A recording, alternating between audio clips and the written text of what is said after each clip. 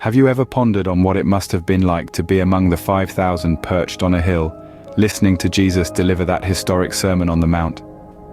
Imagine the atmosphere, the air thick with anticipation, and the profound silence as every ear tuned into his words.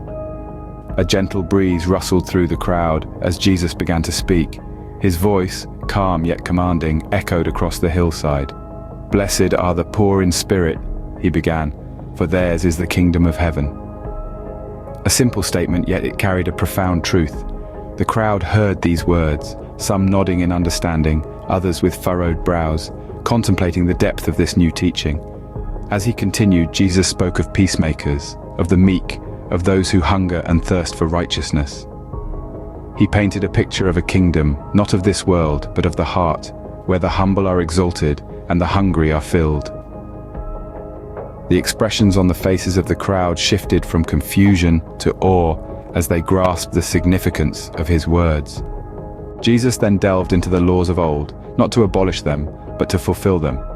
He spoke of anger, of lust, of divorce, and of loving one's enemies. These were familiar topics, but presented in a light so new it left the crowd reeling. His teachings were not of condemnation, but of love, forgiveness, and inner transformation. The crowd listened, captivated. Every word Jesus spoke challenged their notions, their traditions, their very way of life, yet they remained, drawn in by his wisdom, his compassion, and his authority.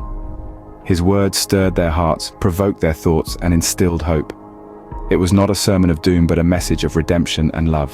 In conclusion, Jesus presented them with a choice, a metaphor of two paths, one leading to destruction and the other to life.